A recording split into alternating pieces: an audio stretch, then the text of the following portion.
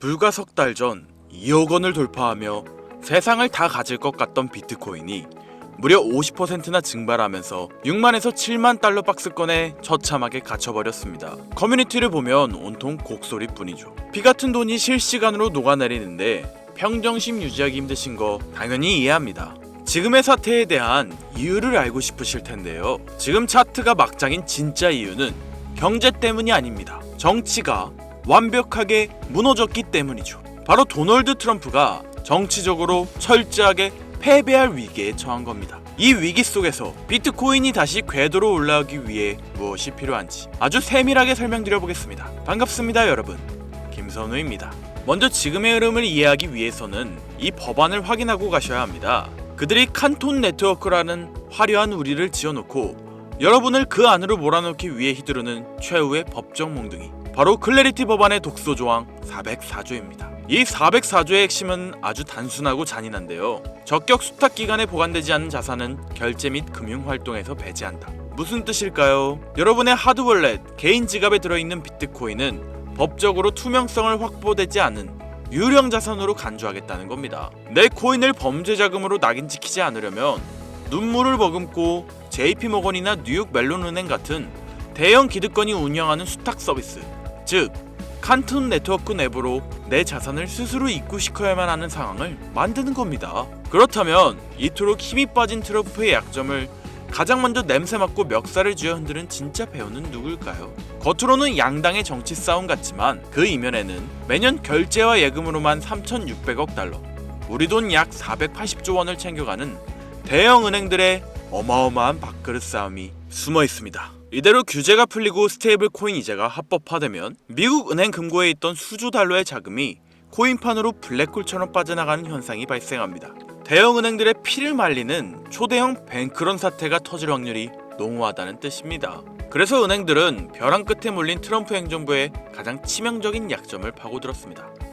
바로 트럼프 정부의 관세 키맨 하워드 루트닉 상무부 장관입니다.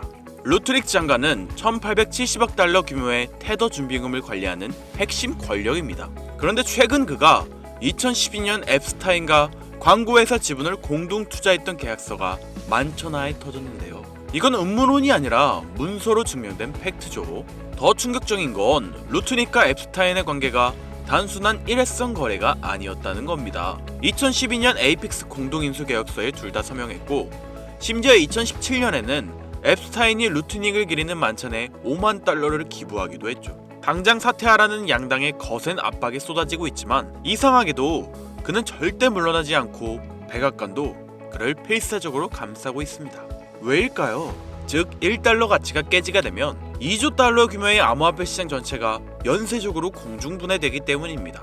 그래서 저는 민주당 역시 진짜로 루트닉을 자르고 테더를 터뜨릴 생각은 처음부터 없었을 가능성이 매우 높다고 봅니다.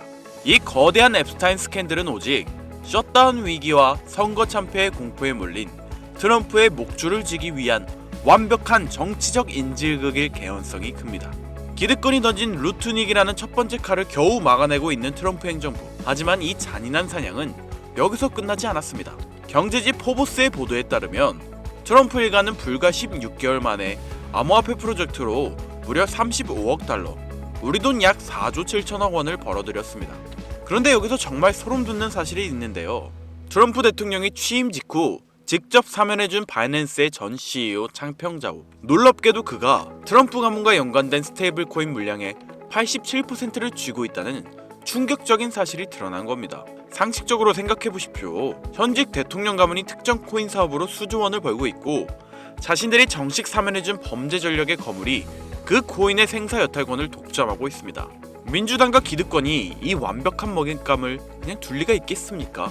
국가의 암호화폐 정책을 주무르는 자들이 결국 자기 가문의 주머니를 불리기 위해 법을 주무르고 있다. 최악의 프레임이 씌워지는 거죠. 이 진흙탕 싸움의 한가운데서 가장 피가 마르는 사람이 있습니다. 바로 백악관의 암호화폐 차르 데이비드 식스입니다. 그의 임무는 명확합니다. 클래리티 법안을 무조건 통과시켜서 미국의 크립토 패권을 가져오는 것이죠. 하지만 현실은 냉혹합니다. 대형 은행들은 480조 원 밥그릇을 지키려 결사항전 중이고, 민주당은 가족 비즈니스라는 치명적 약점을 물고 늘어지고 있습니다. 만약 데이비드 식스가 이 법안을 통과시키지 못한다면 그는 단순히 정책 실패자가 아니라 트럼프의 비전을 망친 무능한 참보로 낙인, 사실상 모가지가 날아갈 정체절명의 위기에 처해 있습니다. 그래서 쫓기는 백악관은 무리수를 두기 시작합니다. 늦어도 4월 3일 혹은 5월 말 메모리얼 데이 이전에는 어떻게든 백악관 로즈가든에서 법안 서명식을 강행하겠다고 배수진을 친 상태입니다. 하지만 셧다운 위기와 텍사스 참패로 힘이 쭉 빠진 트럼프가 과연 끝까지 버틸 수 있을까요? 저는 불가능하다고 봅니다. 결국 벼랑 끝에 몰린 데이비드 식스와 백악관은 거대 은행들의 촘촘한 로비에 백기를 들 가능성이 매우 큽니다. 일반 개미들의 스테이블 코인 이자를 통제당하는 조건, 그리고 언제든 여러분의 코인을 강제로 소각할 수 있는 악랄한 지니어스법을 스스로 받아들이는 굴욕적인 타협안에 굴복할 개연성이 다분하다는 뜻입니다. 이렇게 정치적으로 혜택이 막히고 기술적으로 범죄의 낙인을 찍힐 위기에 처하게 만들고 유일한 출구로 기득권은 아주 친절한 얼굴을 하며 거대한 수용소의 문을 열어줄 겁니다. 바로 JP모건을 비롯해 골드만삭스, DCCC 같은 월가의 거물들이 합작해 만든 거대한 디지털 우리 칸톤 네트워크입니다. 이들은 이미 이곳에서 기관들끼리 자산을 거래하며 시스템 가동을 시작했죠. 여러분, 우리가 진짜 무서운 건 그들이 입에 침이 마르도록 홍보하는 프래그매틱 프라이버시라는 기만적인 기술 때문입니다. 이름은 실용적 프라이버시라며 아주 그럴싸하죠. 하지만 그 실상은 이렇습니다. 평소에는 해커나 다른 경쟁 은행들로부터 여러분의 거래 내역을 철저히 보호해주는 척합니다. 하지만 정부나 규제 당국이 버튼만 누르면 여러분의 모든 자금 흐름과 거래 내역을 실시간으로 싹 다 까볼 수 있는 투명 백도어 우리입니다. 내 허락도 없이 내가 어디에 돈을 썼는지 투명인간처럼 감시당하는 구조죠. 결국 앞으로의 시장은 이 촘촘한 칸톤 내부에서 철저히 검열받고 통제되는 제도권의 화이트 코인과 밖으로 밀려나 거래소 입금조차 막히고 앱스타인 범죄 자금으로 낙인 찍힐 블랙 코인, 이렇게 두 개로 완벽하게 쪼개질 공산이 큰데요.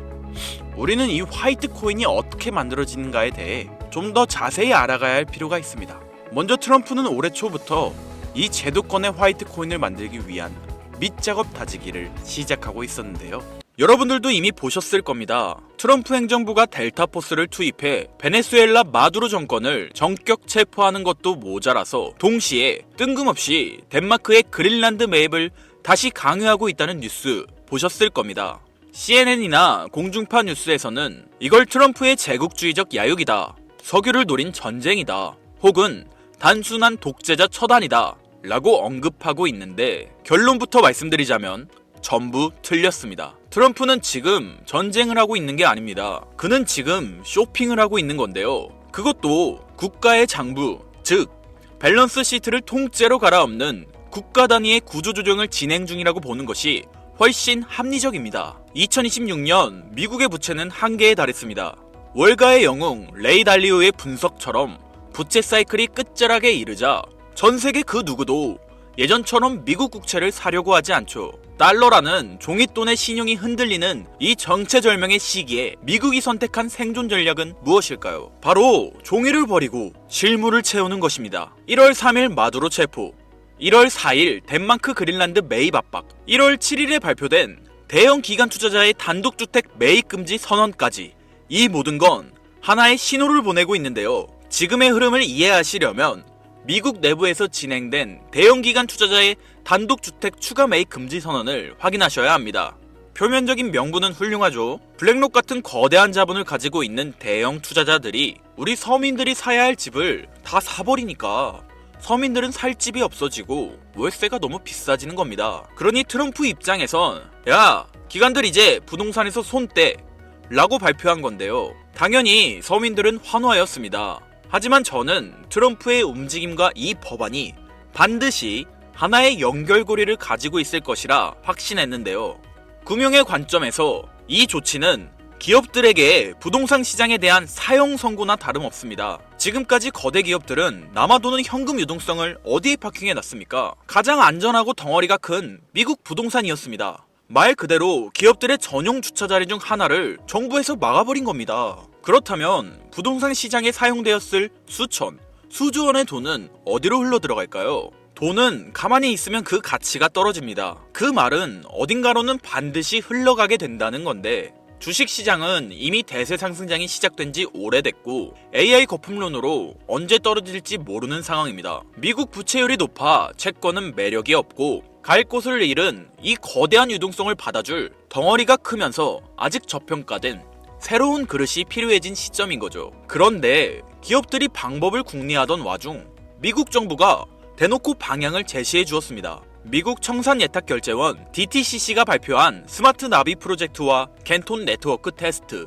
이게 전문용어라 어렵게 느껴지시겠지만 쉽게 말해서 주식이나 부동산 같은 실물 자산을 코인으로 만들어서 기관들끼리 24시간 거래할 수 있게 만든 기업 전용 네트워크 RWA가 되겠습니다. 트럼프는 한쪽에서는 행정명령으로 구시대의 자산인 실물 부동산 매입을 막아버리고 다른 한쪽에서는 법안을 통해 신시대의 자산인 디지털 자산 시장에 문을 열어주고 있는 겁니다. 자, 그렇다면 여기서 의문이 드실 겁니다. 이들이 이렇게 강제적으로 고여있는 자본을 움직이려는 이유는 무엇일까요? 단순히 비트코인 2억, 3억 가는 게 목표라서요? 아닙니다. 그들이 보고 있는 건 코인 시장을 넘어선 더 거대하고 본질적인 패권의 이동입니다. 최근 일론 머스크는 한 팟캐스트에서 이런 말을 했습니다. 미래의 화폐는 달러나 금이 아니라 전력량 에너지가 곧 화폐가 될 것이라고요. 이게 당장 들으셨을 땐 이해가 어려우시겠지만 핵심은 이겁니다. 지금까지의 달러는 신용을 기반으로 사용되었습니다. 미국 정부가 보증한다는 믿음에 기반한 어떻게 보면 그냥 종이 쪼가리였죠. 하지만 지금 세상은 변하고 있습니다. 앞으로는 AI와 로봇이 일을 하는 세상이 올 거고 이를 움직이는 건 종이가 아니라 바로 전기입니다. 전기가 끊기면 AI도 금융도 비트코인도 멈춥니다. 즉, 전기를 가진 자가 화폐를 발행하는 권력을 진다. 이것이 바로 머스크가 꿰뚫어본 에너지의 본질인 겁니다. 왜 트럼프가 이 시국에 갑자기 델타포스를 베네수엘라로 보내고 덴마크한테 그린란드를 내놓으라고 윽박지르는지 이상하지 않으셨습니까? 언론은 영토 확장이라 떠들고 있지만 머스크 관점에서 보면 이건 초대형 배터리를 확보하기 위한 전략적 움직임인 겁니다. 베네수엘라의 끈적한 중진류는 AI를 돌릴 발전 연료이고 그린란드의 만년설은 불타오르는 데이터 센터를 식혀줄 천연 냉각수인 겁니다. 결국 미국은 지금 달러라는 종이 쪼가리 패권이 저물어가는 것을 인정하고 에너지와 비트코인이라는 새로운 패권으로 갈아타기 위해 국가의 체질을 새롭게 뜯어고치고 있는 거죠. 머스크는 방향을 가리켰고 트럼프는 이미 움직이고 있습니다. 그리고 여기서 제가 앞서 강조했던 DTCC와 캔톤 네트워크가 중요한 건데요. 기관들은 썬팅 짓게 된 자신들만의 프라이빗 체인을 원합니다. 상식적으로 생각해 보십시오. 블랙록이나 JP 모건 같은 월가 하이에나들이 자금 흐름을 누구나 지갑 주소만 알면 실시간으로 다 들여다볼 수 있는 퍼블릭 블록체인 위에서 굴리고 싶어 할까요? 자신들의 포지션이 노출되면 경쟁사에게 공격당하거나 선행 매매를 당할 수 있는데 미쳤다고 그 길을 주력으로 쓰겠습니까? 그들은 철저하게 프라이버시가 보장되고 신원이 인증된 기관끼리만 거래할 수 있는 네트워크가 필요합니다. 그런데 기업들이 자기들끼리 노는 프라이빗 체인을 쓰면 개인 투자자들은 캔톤 네트워크에는 우리가 투자도 못하고 이걸 알아도 무슨 상관이냐 라고 생각하게 될 텐데 맞습니다. 우리는 여기에 투자를 못하죠. 하지만 여기에는 틈새가 존재합니다. 기관들이 자기들끼리 지하 고속도로에서 돈을 굴리더라도 결국 그 유동성을 현금화하거나 외부로 빼내려면 반드시 일반 국도인 퍼블릭 체인과 만나는 인터체인지를 거쳐야만 합니다. 즉, 기관의 프라이빗 장부와 우리가 쓰는 퍼블릭 블록체인을 기술적으로 그리고 법적으로 연결해주는 유일한 연결고리. 그러면서도 머스크가 강조한 에너지 데이터까지 처리할 수 있는 미들웨어 코인이 반드시 필요한 거죠. 이건 가능성의 이야기를 하는 게 아니에요. 반드시 이루어질 절차 중 하나입니다. 기관들의 비밀 문서와 머스크의 발언을 종합했을 때 이 히든 코인은 반드시 다음 3가지 조건을 충족해야만 할 것입니다.